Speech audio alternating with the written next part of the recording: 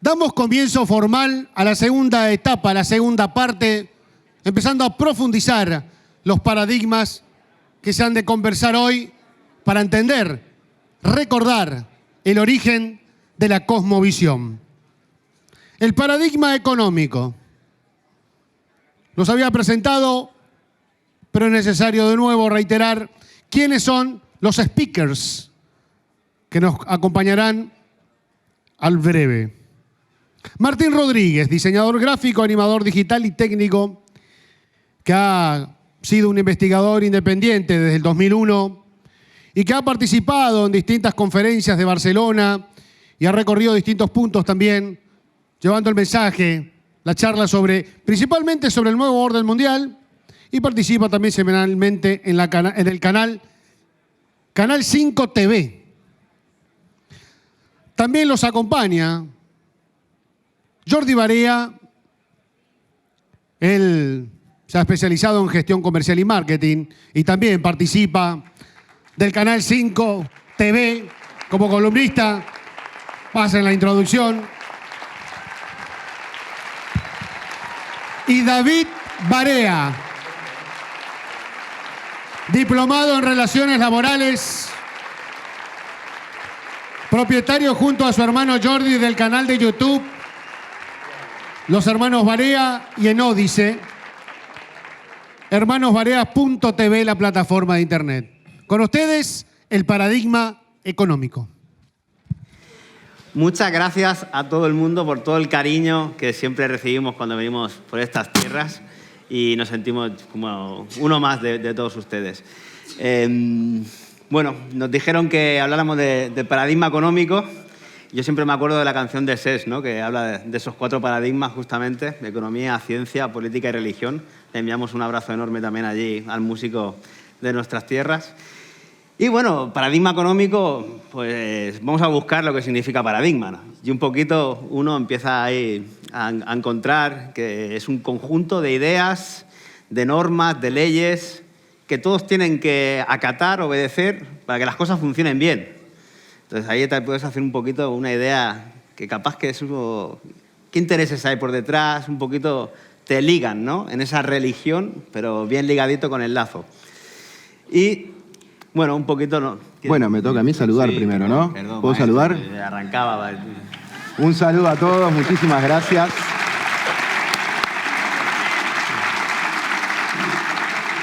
Rápidamente, es un honor gigante estar aquí, un placer compartir con ustedes y como dice Jordi, vamos a tocar el paradigma económico, tal vez el ABC, lo primero para empezar a explicar, y como dice él, la definición del paradigma económico, la misma definición de economía y demás, dicen ser una cosa y vamos a ir viendo a ver si efectivamente así es, porque creo que no. Así que empezamos con la presentación. ¿Dejamos presentarse a No sé. Vamos tarde, yo haré la segunda parte, la última, un ratito.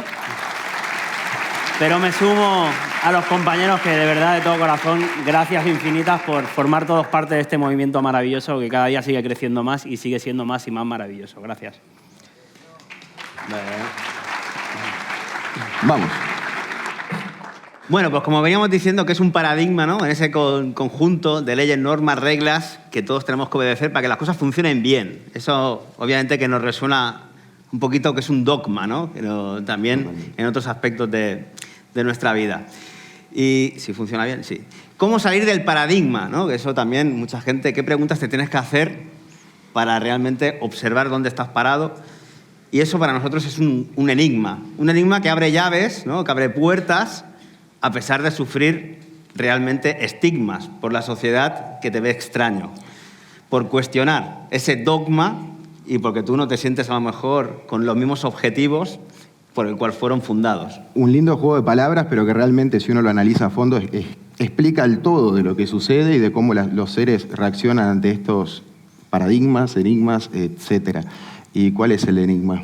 Bueno, un poquito vendría a ser como la caverna de Platón, ¿no? Hay gente que se da cuenta a través de esas preguntas y se lo quiere explicar al resto para que también abran los ojos, ¿no?, ante las evidencias. Siempre nos habían contado que habían países ricos y países pobres, y los pobres le debían dinero a los ricos. Pero claro, cuando uno se empieza a hacer ya más maduro, deja de dolecer, ¿no?, en esa adolescencia permanente que nos tienen, te te das cuenta que hay una deuda externa que la tienen todos los países ricos y pobres, y sobre todo los países ricos son los que mayor deuda externa tienen. Entonces hay algo que me habían contado que no acaba de resonar con la realidad, ¿no?, de en esta vida en la cual nos movemos. Vale. Bueno, pues como decimos, un paradigma, un dogma intenta perpetuarse en el tiempo, pero obviamente que tiene unos límites, tiene unas estructuras, y nosotros aquí venimos un poquito a ponerlas en duda, ¿no? Es un sistema de creencias, por eso decíamos que se parece mucho también a una religión porque nos liga a ella, pero sobre todo tiene un objetivo. Y aquí es lo que todos nos deberíamos de preguntar, pero ¿de quién es y para quién es ese gran objetivo final? Porque obviamente, a la vista de la realidad... Para nosotros no parece ser. No salimos muy beneficiados, ¿no? Consentimos ese contrato o paradigma que a su vez es una gran paradoja, porque no es para nuestro bien, como decíamos. Sin embargo, así lo aceptamos, lo que vendría siempre a explicar Rafa Currao, ¿no? Es ese leviatán social y económico del cual formamos parte, pero que ya empezamos a verle tintas de revelación en parte nuestra. Y aquí tenemos un video que lo vamos a poner, aquí veo en el segundo 20, que creo que explica muy bien de qué se trata, o tal vez explica muy bien hacia dónde podemos ir saliendo para salir de ese paradigma, ¿no es cierto? Tomen la dualidad de la validez del entorno, pero aquí también la validez de cualquier paradigma impuesto sobre nosotros. Le voy a dar play a ver si el sonido va bien. ¿Crees que no tengo el control total? Cada detalle, desde el movimiento de las estrellas hasta el agua de los retretes, es idéntico a lo que sería en un viaje real. En cuanto empiecen a dudar de la validez del entorno, el experimento habrá fracasado. Pues hay un poquito, creo que todos ya nos hemos dado cuenta de este entorno que nos han enclaustrado y capaz que ha llegado a su fin y ya es hora que también alcemos la voz entre todos. Y a la misma vez, ver el otro lado, ¿no? Que este leviatán tiene un punto muy débil, ¿no? Que es el que nosotros mismos tenemos a nuestro alcance el empezar a dudar del entorno, en todo sentido, en todos los paradigmas, en cualquier cosa que rodea nuestra vida, está en nuestras manos. Entonces, vamos a hablar un poquito de eso, del paradigma económico. Nosotros, desde que siempre nos enseñan o empezamos a pensar acerca de economía y demás, entendemos un par de cosas, un par de conceptos que vamos a revisar. Decimos que el ser humano se define por la libertad, la dignidad asociada a la justicia, la cooperación y el amor, algo que hoy en día tal vez no sea muy común, pero vamos, que están las raíces de nuestro ser. Por lo tanto, el paradigma económico debería utilizar la economía como una herramienta para crecer todos, para ser más libres, justos, equitativos, dignos y ayudarnos. Parece un sueño, ¿no? Pero esto es muy probable, es muy posible que lo logremos. Entonces la economía realmente se utiliza como una herramienta de control, es algo que vemos día a día, se utiliza para esclavizarnos, hacernos dependientes, desvalorizarnos. Esto crea un sistema injusto, egoísta, desigual, sin valores y sin corazón. Entonces vamos a hablar del dinero, pero como herramienta de control para el ser humano. De hecho, vamos a revisar un poquito lo que es la definición de economía, a ver qué es lo que nos cuentan que es. Y dicen que economía es la ciencia que estudia los recursos, la creación de riqueza, producción, distribución, para satisfacer las necesidades humanas. ¿Y qué es la ciencia económica? Bueno, dice por acá que es considerada una de las ciencias naturales, no te rías todavía, Okay. Es una de las ciencias naturales y que utiliza el método científico para observar la realidad y a partir de los datos recogidos crear varias hipótesis. Claro, aquí vendríamos a ver la primera gran falacia, ¿no? Porque de ciencia natural no tiene nada, porque esto no corresponde a un ciclo, unas leyes que están en la naturaleza, como la que sería esa oferta y demanda libre que se podría generar, porque aquí hay un control absoluto tanto de la emisión del dinero, hay un monopolio, hay unas normas que solo benefician a unos pocos, por lo tanto, de ley natural no tiene nada, por mucho que nos quieran poner esa palabrita en la definición de ciencia económica. Y todos los que representan gobernantes, gobiernos, cualquier tipo de persona que esté en cierto estatus de autoridad, evidentemente no operan para que esto sea para un bien para todos, sino algo más que ya iremos viendo. Esta la vamos a saltear un poquitito, que estamos un poco mal de tiempo.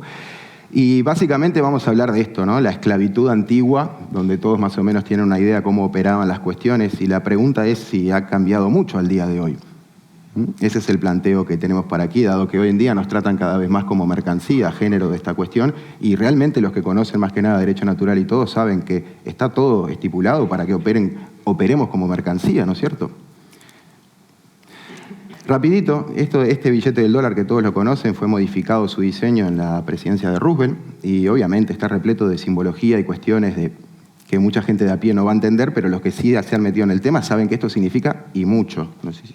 Sí, un poquito la hechicería, ¿no? Que hay que plasmarla, como los alquimistas dirían, en la sal, en este caso es en el billete, para que tenga una repercusión mayor en toda la sociedad que la está utilizando y al final adoramos estos papelitos que cada vez se devalúan más, no sirven para comprar lo que antes sí que podíamos, pero seguimos aceptándolos por fe.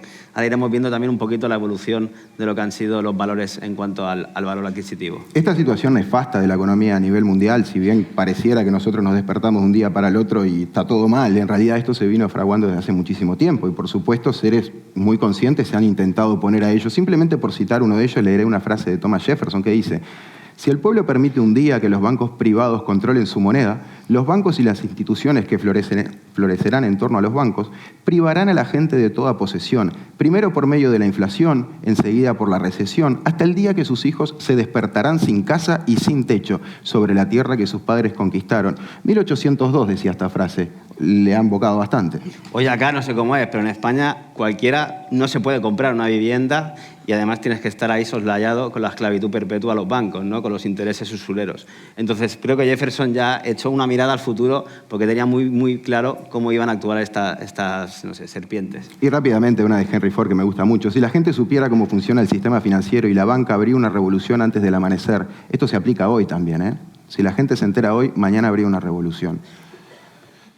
Y venimos un poquito al gran engaño, ¿no? que nos tratan con el contrato social en el cual tenemos que aceptar unas reglas en ese gran estado que Rafa también le llama el leviatán social de Hobbes, pero que obviamente nos otorga unos derechos, unos privilegios y unas obligaciones, pero nunca consentimos, nunca hemos consentido, más allá de que nos registran en unos lugares que somos pertenencia y mercancía de ellos, o según así nos tratan, ¿no? Pero sobre todo ese gran engaño del contrato social de Rousseau, por el cual al menos él decía que se podía salir como ser humano y dejar esa ficción jurídica, pero esto nunca nos lo explican. Es más, nos imponen no solo los impuestos, sino las legislaciones que nos arrastran a esta deuda perpetua y a seguir aceptando todo este paradigma económico establecido. Otra parte del gran engaño, ¿no? Sí, lo podéis ver en todos los países. Acá en Argentina es un escándalo. Me imagino que no habrá ningún juez independiente que pueda juzgar realmente al Poder Ejecutivo y al Legislativo, porque están aprobando leyes que obviamente no son en ese paradigma que nos hacen vivir justas para el resto de población. Y por supuesto que se cubren entre ellos, que no va a haber, que se eligen entre ellos y demás. Pero a mí es que estas cosas, las estábamos hablando, son cosas muy obvias, que no sabemos cómo en el acontecer del tiempo no hacen despertar a toda la población, porque esto lo sabe todo el mundo. ¿Qué es lo que nos sigue atrapando? Esa hechicería, ¿no? Que está en constante internamiento dentro de nosotros y no nos deja abrir los ojos como pueblo y alzarnos para lo que es muy obvio para todos. De ahí la oportunidad de todos, ¿no? De que esto es bastante básico de entender, por lo menos de entender que está todo mal en las bases, eso está al alcance de todos. Rápidamente, no me quiero detener en esto, pero los calendarios. A más calendario, ¿no? A más meses en el calendario, más impuestos. Parece que esto ya no solo pagamos el diezmo que se pagaba antes, sino que ahora ya pagamos el 50 y tal diezmo y así seguirán y seguirán hasta que lo permitamos. Y te has quedado corto. Sí. Lo importante es eso, ¿no? Que entender que un esclavo nunca se rebelará si no conoce sus cadenas y mucho menos si no conoce su condición de esclavo, ¿no? Esto es mediante un control psicológico que todos ustedes seguro ya han estado viendo. Esto es una especie de hechicería que se nos graba en el cerebro. Y muchos de ustedes cuando hablan con alguien encontrarán esa especie de síndrome de Estocolmo, ¿no? Seres que que les gusta tanto el sistema o dependen tanto de él, sería más apropiado decir, que lo van a defender. Aquí recordamos los aplausos que se generaron 2 años antes, ¿no? No sé si aquí la vivieron esa situación, pero todos los balcones. En España, mientras nos quitaban nuestros supuestos derechos, nuestras supuestas libertades, la gente aplaudía a la hora precisa que el Estado les había indicado que lo hiciera. ¿Un poquito de historia? Un poquito de historia rápida, obviamente que ya sabemos... Rápido vamos porque vamos justo en el tiempo. Disculpen. Vamos rápido, vamos a llegar. Si vamos muy rápido, que alguien se levante y no lo haga saber. Pero un poquito queríamos traer la dinastía de los Rothschild, ¿no? Porque más allá de que la historia más antigua no se conoce realmente si fue cierta, si no fue cierta, pero estos personajes se han seguido perpetuando en el tiempo y a día de hoy están dirigiendo, como ahora veremos, también acciones mundiales que obviamente que nos siguen soslayando a estos poderes, ¿no? Fácticos. Y obviamente que todo el mundo lo conoce ya, sobre los años 1700 largos, pues esta familia lo que generó fue cada uno de sus hijos los envió a Frankfurt, a Viena, a Londres, a Italia y crearon los bancos de cada uno de esos países para obviamente tener no solo financiados a esos estados, sino también las guerras que se irían generando para cuando crean pobreza, ellos dan siempre la solución. Esa es como la ecuación básica. Claro, la historia que conocen todos, ¿no? Un par de semillitas por ahí a dominar la banca de cada sitio y luego tener el poder total, se podría decir. Famosa la frase de Mayer Amschel de Rothschild, que dame el control del dinero de una nación y no me importará quién redacte las leyes. Un poquito de lo que pasa en todas las naciones hoy en día. Teniendo la economía controlada, porque eso es un gran paradigma que a nuestro entender es el que ata al resto, ¿no? Es como el vehículo conductor para tener controlada la sociedad en múltiples aristas, porque a través de la economía puedes corromper, puedes comprar y al final puedes, como decía este desgraciado, pues redactar las leyes a su conveniencia. Una forma hiper resumida al día de hoy, el que financia las campañas electorales, ¿no? Sin más. ¿Se fueron los Rothschild o qué? Los Rothschild, por lo visto, no sé si no se fueron. Hoy tenemos, entre otras lindeces, a Lyon Forester de Rothschild, que está como intentando generar en todo el mundo un buenismo hacia el capitalismo inclusivo, así le llaman, de la mano del Papa, en este caso del Vaticano, y ella está ahí en todas las firmas, en un lugar muy poderdante. Y también tenemos, obviamente, a Klaus Schwab, que está casado con una Rothschild a día de hoy y es el que está generando la dirección de donde tiene que ir la economía mundial de todos los países. Por lo tanto, han estado y siguen actuando contra de nosotros. Al menos exponer a algunos de estos títeres, que no son los que estarán más arriba de toda la pirámide económica, pero que sí que parece ser que están dirigiendo desde un lugar bastante importante. Vamos a hacer un repaso muy breve, muy rápido sobre lo que es algo muy importante que nos llegó hasta el día de hoy, ¿no? La creación de los bancos, estos bancos que derivan en la Reserva Federal luego, así que... Dale. En algún momento de la historia decidieron también venirse para acá, para lo que fue Estados Unidos, desde ese gran imperio que se había generado de Inglaterra, y ahí nació el primer banco en Estados Unidos, que fue en 1791, que es un banco privado, obviamente, ya no es del Estado. Nosotros siempre nos habían dicho, ¿no?, también esas ideas de pequeños, venga, va, el país que empieza a generar dinero. No, pero resulta que en Estados Unidos, por ejemplo, no se generaba dinero por parte del país, sino que se tenía que dar y generar una empresa privada. Por lo tanto, le hicieron una concesión durante 20 años para seguir emitiendo la monedita privadamente y a cambio pagar unos intereses el Estado. Luego buen negocio, ¿eh? Un buen negocio. Dicen que sí. Para cuando se vencía esta primera concesión, es más que conocido que el Senado, el Congreso estadounidense se oponía a esta situación, ¿no? Algunos seres de bien, algunos seres de luz todavía no había. Y está esta famosa frase de Nathan Meyer de Rothschild que decía: enséñale a esos imprudentes estadounidenses una lección, que vuelvan nuevamente al estatus de colonia. Recuerden que en este año se vencía la primera concesión o la concesión del primer banco de Estados Unidos. Y obviamente, pues vamos a devolverles el estatus de colonia y vamos a generarles una guerra. Pero el año siguiente no se renovó y dijeron, pues venga, te pongo la guerra de Estados Unidos contra Inglaterra, 1812 a 1815, te destrozo el país y tú vas a tener, obviamente, que aceptar mis condiciones. ¿Y qué pasó cuando terminó la guerra ya de todo el país devastado? Pues se renovó otra vez. Ahora lo iremos viendo. Porque a la par, que estaban generando esta guerra en las Américas, en Europa estaba pasando lo mismo, ¿no? Famosa es la batalla de Waterloo, que todo el mundo lo conoce, allá en Bélgica, entre Inglaterra y Francia. Obviamente no se olviden que siempre financian a los dos bandos y salen beneficiados los mismos, obviamente los que ponen el dinero. Esta fue la famosa tesis de Kissinger, ya en la carrera, cuando él la estudió, así que no les vengan a decir que son cosas inventadas, porque aquí lo que realmente se hizo fue decir que un país iba a ganar cuando realmente se sabía que iba a perder. Entonces se vendieron todos los bonos, fueron comprados los que presuntamente iban a perder por muy poco dinero y al final fueron los que vencieron y por lo tanto la grandeza de estas familias banqueras pues aumentaron a lo que se decía que tenían la mitad de toda la riqueza del mundo por esa época. Seguimos porque justamente después de esa batalla de Waterloo ahí se genera un primer intento de gobierno mundial. Una especie de lo que ahora están intentando hacer, ¿no?, con el nuevo orden mundial, pero ahí se generó dentro del Congreso de Viena un intento ya de aglutinar el control de muchos países, sobre todo a través de la economía. Una especie de foro de Davos, pero de aquella época. Aquí es famoso el hecho de que ante su propuesta, digamos, la única oposición que salía era del zar Alejandro I de Rusia. que fue quien se opuso.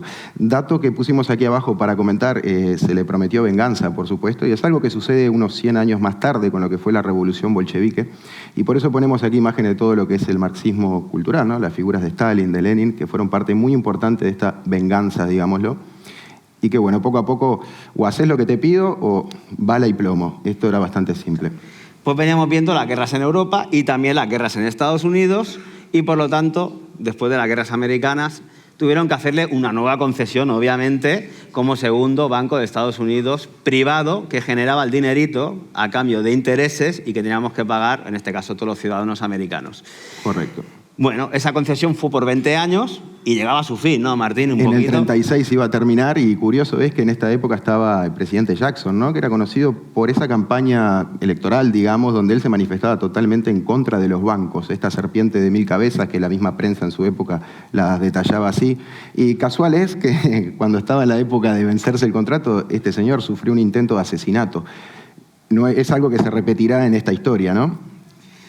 Sí, y sobre todo que lo que se logró a través de la no concesión de por más 20 años fue que la expulsión de la actividad banquera de los Rothschild, al menos de todo lo que es el territorio de Estados Unidos, pero obviamente que sí, no te dejan participar de la banca con el robo que venía siendo, pero siguen comprando todos los recursos, estas grandes familias compran los ferroviarios, los medios, todos los minerales, entonces se hacen con un gran imperio con el cual luego soslayar y sobre todo ir como estrangulando a todos los políticos de todos los países para que acaben cediendo en sus manos. Parte curiosa es eso, que lo intentaron asesinar, no lo lograron y él expulsó a los Rothschild por unos 70 años, si mal no recuerdo. 1865, bueno, otro presidente que también se opuso a esta banca, esta locura usurera. Una frase que me gusta mucho dice, el mismo Lincoln, ¿no? Tengo dos grandes enemigos, el ejército del sur frente a mí y las instituciones financieras por detrás. De los dos, el de atrás es mi mayor enemigo. Obviamente, ¿cómo terminó? Bueno, ya sabe todo el mundo cómo terminó Lincoln, pero no fue el único presidente. También Garfield sufrió el asesinato porque también se opuso a estas élites financieras. Por lo visto, aquí el que no otorga se va para la tumba. Y si no se va para la tumba, mínimo te armo quilombito en el patio. Hoy lo hemos podido ver con todo esto que ha pasado 2 años para atrás. Los presidentes, por ejemplo, de África, ¿no? Que cayeron 3 porque no estaban aceptando las órdenes directamente de la OMS, pues póngase en este caso pues de los bancos mundiales. Con estas guerras, por supuesto, debilitan el país, lo hacen entrar en crisis, que luego, por supuesto, para recuperarse tiene que acudir a aquellos que hicieron en primera instancia la crisis. A Lincoln le hicieron la guerra de secesión, obviamente por eso las frases que había leído antes Martín.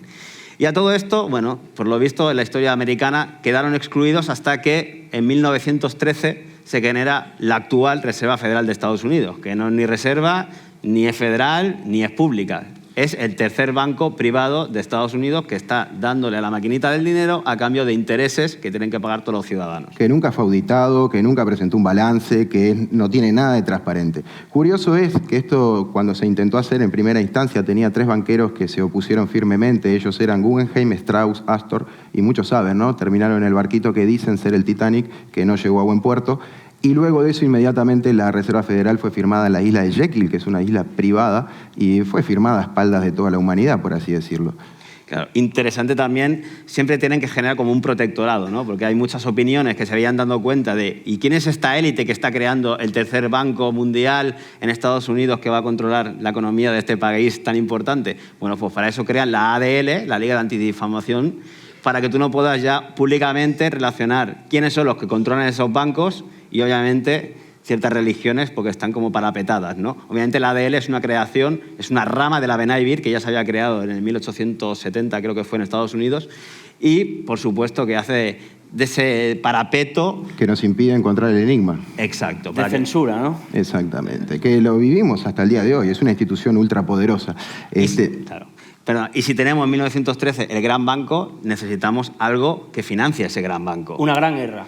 Y entonces viene la Primera Guerra Mundial, un año después, 1914 a 1918, y por lo tanto destrozan todos los países y necesitan de ese dinero como solución. Comentario rapidito, dense cuenta allí que teníamos a finales de 1800 lo que fue el Congreso de Basilea, y ya que estamos en Argentina, comentarlo. Teodoro Hertz es famoso por esa frase que decía que la tierra prometida podía ser tanto en Jerusalén como en Argentina. Tal vez ahí empezamos a entender un poquito la situación que estamos viviendo, ¿no?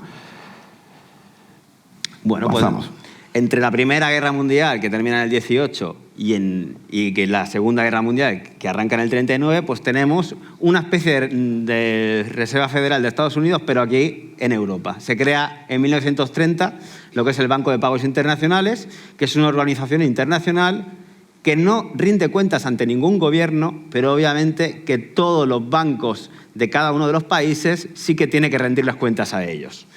Entonces, bueno, ya vemos que es un sistema muy práctico para unas élites que no nos benefician. Lo dijo David, muy buen negocio. Es un gran negocio. Bueno, tenemos que, cuando termina en el 39, La Guerra Mundial del 39 al 45, obviamente la Guerra Mundial, que también tienes que volver a rehacer a todos los países dándoles los créditos, se crean los acuerdos de Bretton Woods en esa finalización de la guerra. Que iban a establecer más o menos las bases, el camino que se iba a utilizar en la economía, y era llegar al patrón oro, ¿no es cierto? A partir de aquí se empezaba a utilizar el patrón oro en los acuerdos de Bretton Woods. Claro, se tomó el patrón oro, pero ¿de qué manera, no? Porque en Estados Unidos, por ejemplo, Roosevelt lo que hizo fue hacer una ley que le hacía devolver todo el dinero que tenían, todo el oro que tenían los ciudadanos en esa fiebre del oro que se había creado previamente, y se lo tenían que canjear al gobierno, los ciudadanos, por $20,8 la onza de oro. Obviamente que después, cuando hicieron los acuerdos de Bretton Woods, ¿a qué precio la pusieron? Y más alto, seguro. Un poquito más alta, no vayamos a sufrirlo, ¿no? Creo que fueron a $35 la onza de oro. Por lo tanto, el negocio era redondo, pero en eso se basó toda la economía, ¿no? Tengo tanto oro, puedo generar tanto dinero. Eso duró del 44, con los acuerdos de Bretton Woods, hasta que Nixon lo quitó en 1971, y ahí se crea el dinero fiduciario, el dinero deuda, porque tienes que tener fe en que vale algo, porque no está sostenido por ningún tipo de valor ni de mineral dentro de tus arcas. Es lo que se conoce como reserva fraccionaria. Exactamente, que es ese dinero ficticio que tenemos hoy. Vayamos todos a un banco a pedir nuestro dinero guardado y no lo tienen, literalmente no lo tienen.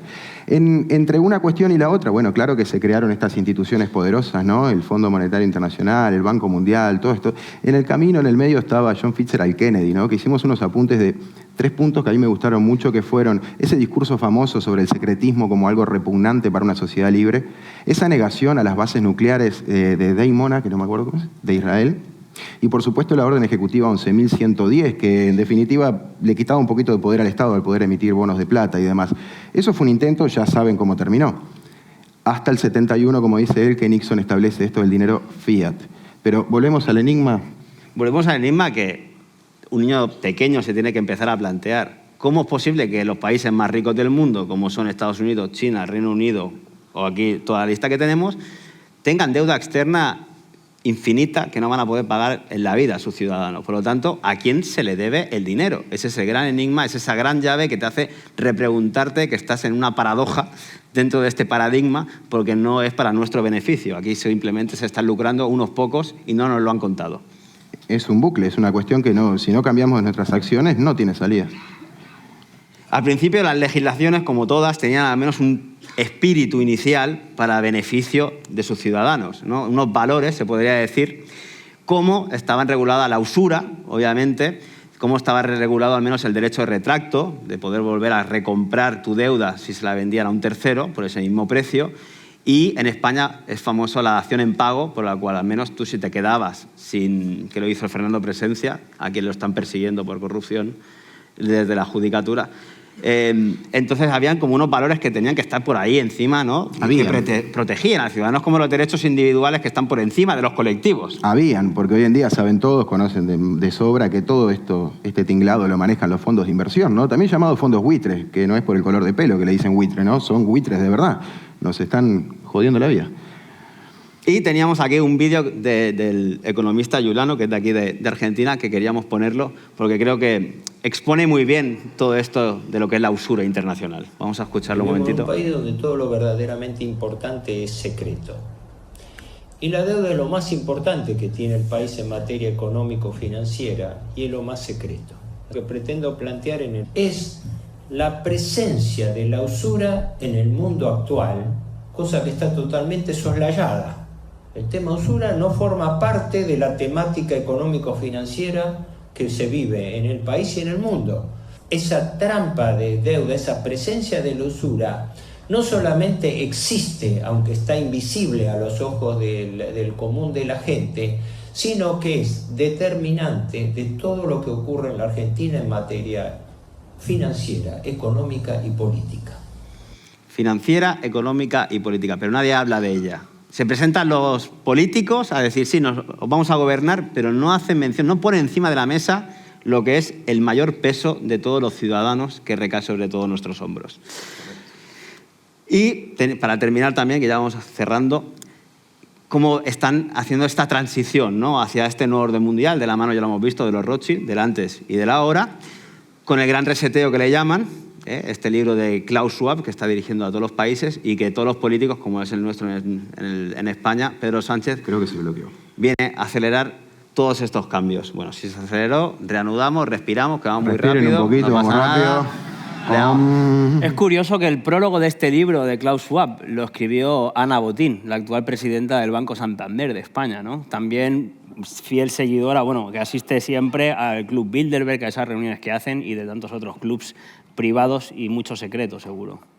Bueno, ya hemos recuperado un poquito el aire y sobre todo el PowerPoint. Recuperas rápido, ¿eh? Recuperamos rápido, aquí como la Argentina. Así que ha llegado el momento de que la política esté a la altura de la ciudadanía. A la altura. Ha llegado la hora de unos nuevos modos políticos. Cuando dispongamos, señorías, de la suficiente perspectiva, seguramente comprobaremos que esta emergencia mundial tiene como efecto acelerar cambios que ya se estaban poniendo en marcha desde hace ya años. La pregunta es cuáles son esos cambios, que esas ideas que ya tenían, cuáles eran, ¿no? Porque esto de la pandemia, digamos, no vino a afectar... Qué bien les vino, ¿eh? Sí, les vino bárbaro. No lo armaron, les vino. Claro. Y esta parte del final, a ver qué dice. Implica el cambio hacia formas de gobernanza mundial para hacer frente a amenazas que son también globales, como hemos visto es, por ejemplo, esta pandemia. Lo que es una amenaza global son los gobiernos, la deuda externa, estos degenerados, eso sí que es una amenaza global, sin duda. Otra vez se trancó. Dale al play primero. No, la imagen primero, después el play. Tranquilo, tranquilo. ¿Qué le pasa al ordenador de Iru? Me enseñaste mal. Iru, cambiá el ordenador. Pero bueno, ahora hemos visto a Pedro Sánchez, que obviamente está con esto. Qué bien nos ha venido este caos mundial que ha pasado sanitario para generar unos cambios en otras aristas de la sociedad. ¿Qué pasa, Martín? Tranquilo, tranquilo. Ok. Tranquilo, tranquilo. Y... Tu ordenador no va muy bien, Iru. Gasta un poquito más. Y ahora veremos sobre todo que Pedro Sánchez vuelve a remeter para lo que nosotros es todo este movimiento que estamos aquí presentes porque nos temen. Porque nos temen no solo porque cuestionamos la forma de la Tierra, sino porque ponemos encima de la mesa un montón de paradigmas porque queremos generar desde la ética individual una moral social que nos beneficie a todos. Y a eso sí que le tienen realmente miedo. Por eso no pueden parar de atacarnos en todos los días. Esto fue esta misma semana. La España que hemos sido en estos últimos 2 años no habría sido posible con ustedes. Una España que es líder en vacunación mundial, que ustedes cuestionaban de la mano de los terraplanistas y de los antivacunas.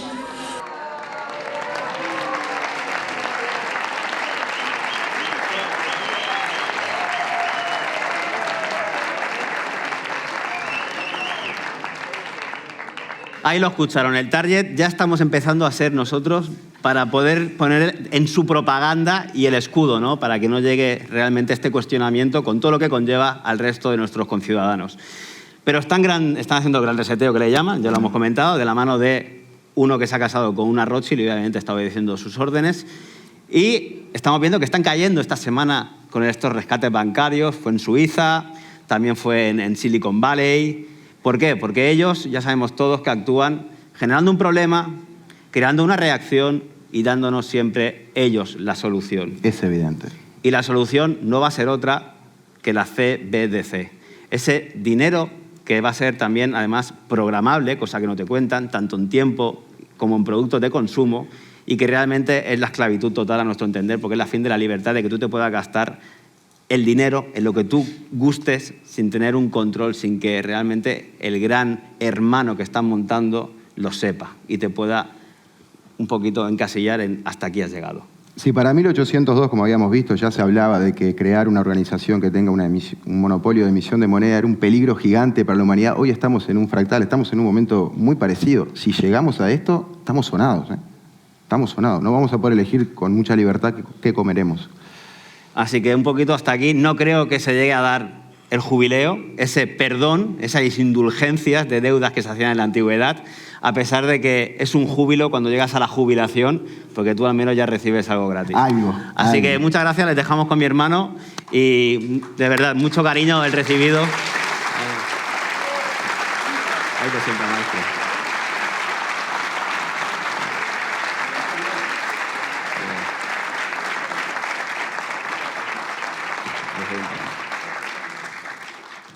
Me pongo acá. Bueno, en esta vamos a hacer una segunda parte muy rápida, breve, pero queríamos ofrecer algunas alternativas. Además, algunas alternativas, ahora lo veremos rápidamente, pero es que se está generando también otro movimiento relacionado con la soberanía, con nuestro empoderamiento, y es genial poder estar prácticamente con un pie o con los dos en un movimiento y también con los dos en el otro, como es el de la Tierra plana y el que ahora veremos. Para nosotros está siendo una realidad y creemos que es una gran herramienta. Y queríamos hoy compartirlo con ustedes, aprovechando que nos han hecho hablar del paradigma económico, con lo cual muchas gracias también por tenernos en cuenta, y para nosotros es la verdad una gratitud enorme poder estar aquí y aportar valor de alguna manera en lo que a cada uno les pueda servir. Como alternativas, pásame la segunda, evidentemente está relacionado con el empoderamiento, con todo esto de la ley natural, con la soberanía. Como herramientas han habido otras ya a lo largo de la historia como alternativas. Aquí en Argentina tenían el bono Patacón o tenían el bono LECOP. En Barcelona también han habido algunas en algunas poblaciones algunos intentos de crear monedas alternativas para la sociedad, aparte del dinero oficial, pero si bien siempre han estado relacionadas con el dinero oficial, como aquí los bonos estos que acabamos de nombrar en Argentina, también en Guatemala, y sobre todo el caso de la diapositiva siguiente, que muchos de ustedes lo sabrán, que ocurrió en esa pequeñita población de Suiza, que era Worgel, que les recomiendo a todos la película que hay, muy, muy educativa, y desde la experiencia que tuvo lugar allí, ¿no?, en el que el alcalde del pueblo empezó a emitir moneda como una especie de papelitos para que la gente pudiera volver a reactivar la economía. Era después de la Primera Guerra Mundial, en la República de Weimar, está todo destruido, nadie quería trabajar porque no había ningún incentivo, y este hombre encontró ese incentivo para que la gente se motivara y pudiera volver a laburar, porque le daban un papelito que luego podían intercambiar a cambio de bienes y de servicios. Vean la película, no les cuento cómo acabó, pero no acabó bien, obviamente. Lo encarcelaron incluso, pero bueno, ahí está un gran ejemplo. Este hombre lo hizo basado en la teoría económica del orden natural de las cosas, que la escribió Silvio Gesell, también un economista, también argentino. Aquí tienen la Villa Gesell en honor a su nombre. Entonces, más que interesante ese tratado económico que él también escribió y que este hombre lo llevó a cabo hasta que le cortaron las alas. La siguiente diapositiva, bueno, aquí vienen dos diapositivas de Silvio Gesell, no nos vamos a parar ahora, pero investiguenlo, que es más que interesante. La idea del dinero es que tiene que moverse, tiene que ser líquido, corriente, y la idea es que no se estanque, porque un solo billete, un solo intercambio luego puede generar muchos intercambios de bienes y servicios. En esa película que les decía justo atrás, la otra diapositiva del milagro de Worgel, hay esta escena, simplemente la vamos a poner, dura creo que 1 minuto, para que vean ustedes la importancia de que con un solo billete se pueden hacer un montón de intercambios y la gente puede no solo pagar las deudas que tienen unos con otros, sino que además pueden intercambiar bienes y servicios con un único billete que llega al pueblo y que después se va. Imaginaros por un instante que este todo es el alcalde. Está endeudado. Esto no necesito imaginarlo. No, todo el mundo está endeudado. Prestad atención. Un visitante llega a nuestro pueblo. Se dirige al hotel de Zenda y pide una habitación. Da un billete de 100 y recibe su llave. Ahora Zenda se acerca al boticario con el billete de 100 y lo usa para pagar su deuda. El boticario coge el dinero, se acerca al mesón y paga su cuenta. La mesonera, con sus 100, va donde Tony para comprar salchichas y carne. ¿Y Tony? ¿Qué hace Tony? Tony le da el billete de 100 a Gertie por los favores que le debía. Y Gertie va donde Zenda y paga la deuda que tiene. Al del hotel. Al final el visitante baja de la habitación y dice que no le gusta el hotel. Coge sus 100 y se va.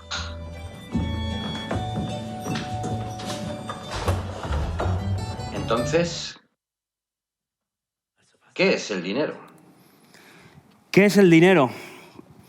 Esa herramienta de intercambio para que todos podamos cambiar bienes y servicios, ¿no? Para aumentar nuestro bienestar de alguna manera.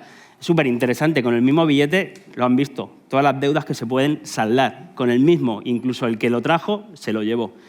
Pues bueno, inspirado en todo esto, bueno, aquí teníamos la frase de León Tolstoy que decía que el dinero es una nueva forma de esclavitud. Obviamente, lo estamos viendo con la presentación que acaban de hacer los compañeros, ¿no? Entonces, si la esclavitud sabemos que es la esclavitud moderna con el dinero y se basa en su moneda, pues vayamos a la raíz, a esa raíz del problema y vamos a crear una nueva moneda nosotros. ¿No se puede? Bueno, sí que se puede, sobre todo si no se puede intercambiar en dinero fiat, en los dineros oficiales, porque algunos le llamarán moneda, pero otros le podemos llamar herramienta de intercambio, de trueque, que es lo que se ha hecho toda la vida nuestros antepasados y nuestros ancestros.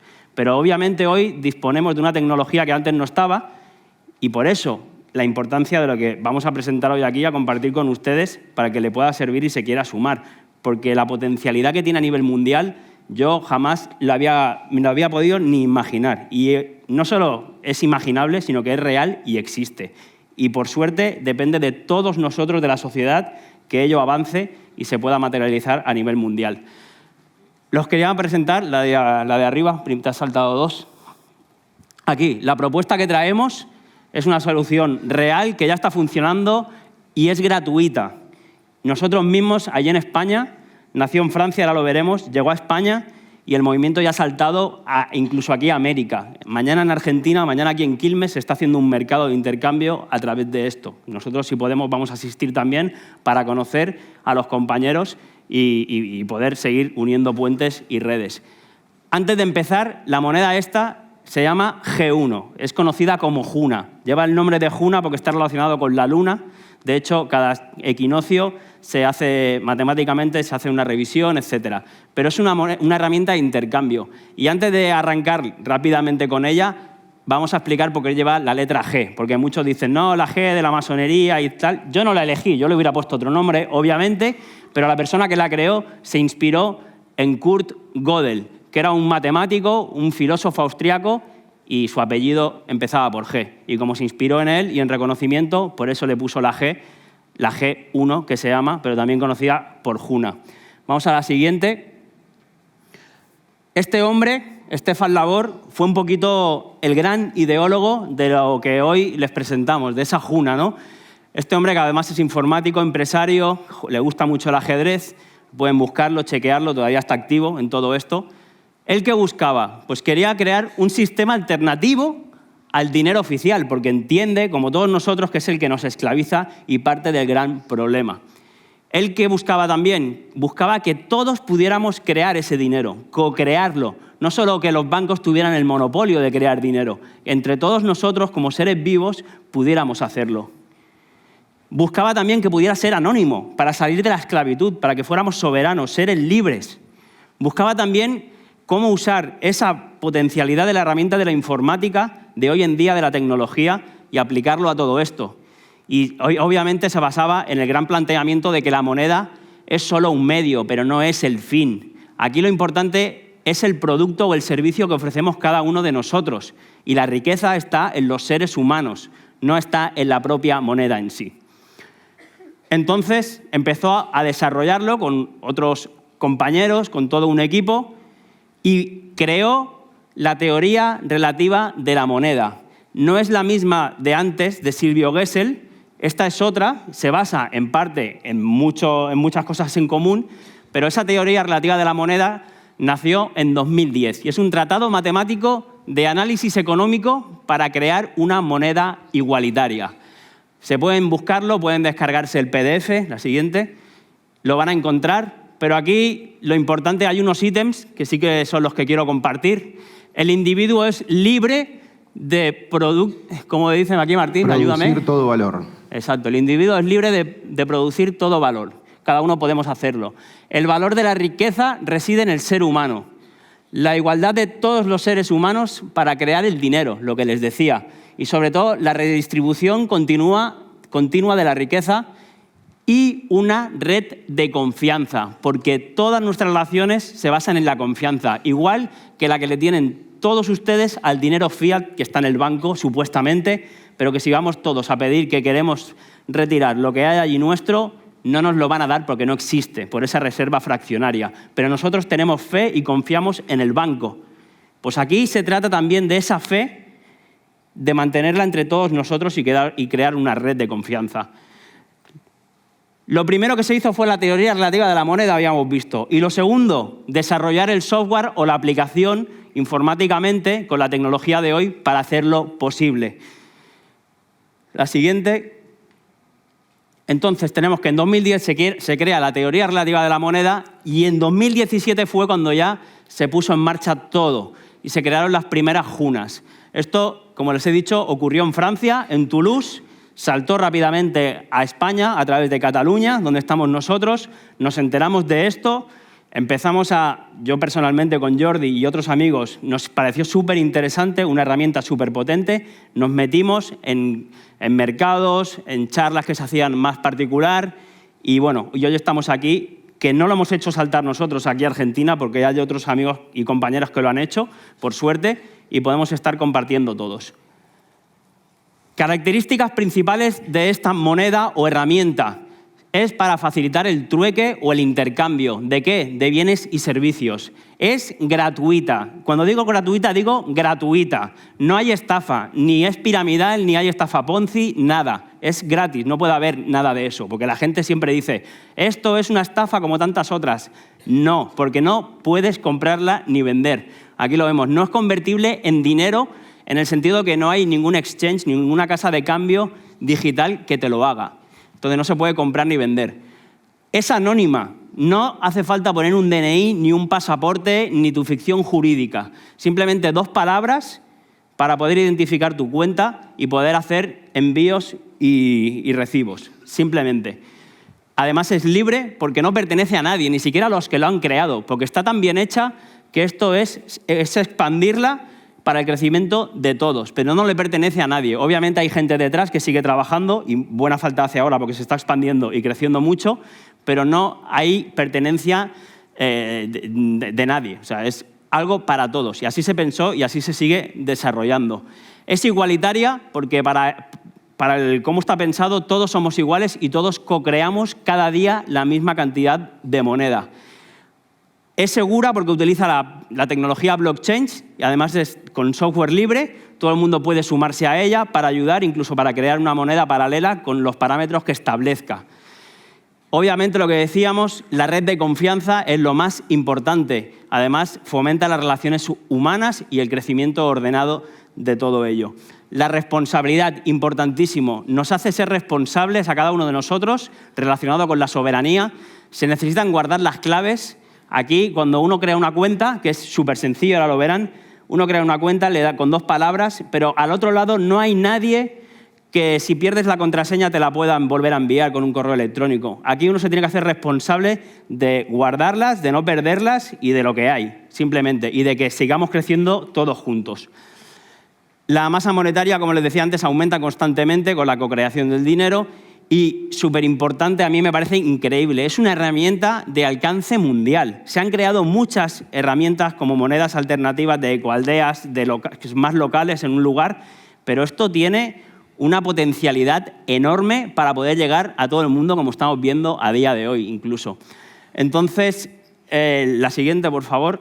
Estos son los ítems, las características principales, y supongo que estarán diciendo muchos de ustedes, ¿y por dónde empiezo? Yo quiero crearme un monedero porque es gratuito y con todo lo que estamos viendo, ¿no?, de las características. Pues bueno, ¿por dónde empezamos? El primer paso es bajarse la aplicación que se llama Cesium. Es una aplicación de móvil y también se puede hacer por el ordenador, en la red. Entonces, es gratuita, solo necesitas 2 palabras, no las pierdas. Y ya es opcional si uno quiere poner en el perfil dónde está su ubicación, si quiere poner las redes sociales, si quiere poner una web donde pueda ofrecer productos y servicios. Todo eso es opcional. Lo básico es que es gratuita y solo 2 palabras. Y lo segundo, una vez tengo la aplicación, ¿qué puedo hacer? Pues ofrecer algo a la comunidad, ¿no? Si quieres formar parte de una comunidad, tendremos todos que ofrecer algo, el que quiera estarla. Pues bueno, ¿cómo se ofrece algo? Yendo a los mercadillos que se van creando a nivel local en muchas partes del mundo, donde tú vivas. Luego también, si no puedes ir a mercadillos o no quieres ir, o también está la alternativa de ofrecer tus productos y servicios a través de la página web.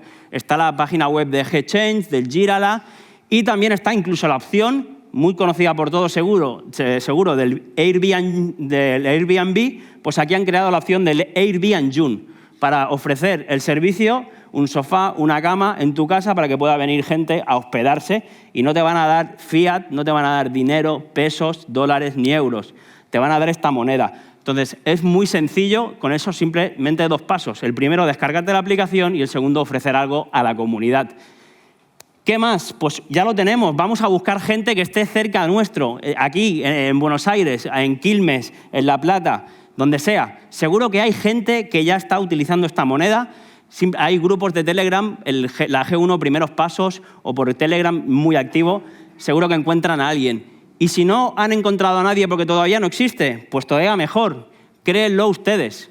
Ustedes mismos creen un grupo, empiecen a juntar a gente con todo lo positivo que supone todo eso y enriquecedor. Y además, si ustedes se deciden montar un mercado, la propia comunidad, esto lo estamos viviendo en un montón de mercados que nosotros mismos ya estamos creando también y haciendo con otros compañeros, la propia comunidad hace un crowdfunding y aporta esta moneda a la G1 para que después en el mercado se pueda mover como ese billete que hemos visto antes. Yo ayer mismo a la gente de Quilmes les hice una transferencia de Junas para el mercado que van a hacer mañana. Entonces seguro que la comunidad te va a apoyar. ¿Por qué? Porque todos queremos que esto funcione y que esto crezca. Porque es gratuita, porque es responsable y porque le toca los huevos al sistema. Ya lo dejaste. Esto no queda nada. Lo estoy terminando, hermano.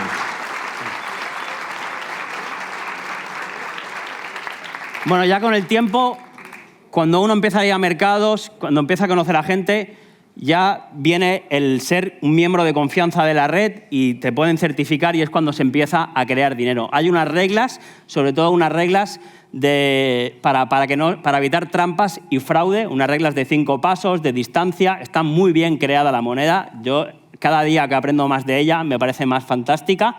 Así que antes de certificar a otro hay que ser responsable, pero la importancia de la lentitud en el crecimiento de la propia moneda, que puede parecer que con las reglas que hay crezca poco a poco, pero más vale ir despacito y buena letra, sobre todo para afianzar bien toda esa confianza. Si algún día sale mal, que mucha gente dice, no, pero a lo mejor se apaga internet, la Juna se pudre, no pasa nada, en el sentido de que primero era gratis, nadie ha perdido dinero. Eso es importantísimo. Solo, evidentemente, el tiempo y el esfuerzo de cada uno, pero nunca se ha puesto un euro, un dólar, un peso. Después, importante también, has creado ya una red de confianza con gente a tu alrededor que te va a poder servir el día de mañana o ya mismo, tanto para un corte de pelo, como para comprar verdura, como para que te arreglen el coche. A saber, si cada vez, cuanto más crece, más servicios y productos se van ofreciendo a la comunidad. Lo tercero, habrás participado y aprendido en todo este proceso, que es muy y muy enriquecedor. Y lo cuarto, además, habrás intentado hacer algo para generar un cambio real, sobre todo en ti mismo, y romper ese paradigma económico que nos han impuesto, ser nosotros el cambio y el ejemplo de otros. Así que yo les invito, mañana, no sé si estaba por ahí Bueno, si quieren más información, está en la... Uy, ahí me fui. Si quieren más información, está la página web de monedalibre.org, ahí van a encontrar. Nosotros también hicimos una presentación que tenemos en el canal sobre la Juna, moneda libre, y mañana estaremos por la tarde ahí en Zona Sur. No conozco yo el lugar, pero es en Quilmes, así que si se quieren acercar, ahí estaremos compartiendo con todos y sumando con los compañeros de aquí de Argentina, porque nos parece algo importantísimo para poder romper esa esclavitud del dinero legal. Muchísimas gracias.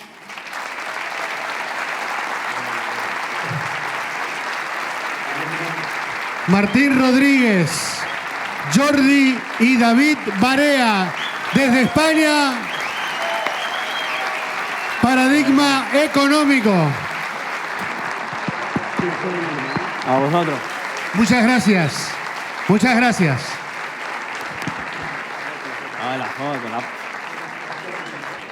La foto del Pacha. Gracias. La foto del Pacha. El Pacha aprieta, ¿eh? Muchísimas gracias a todos, de verdad. Muchas gracias. Gracias.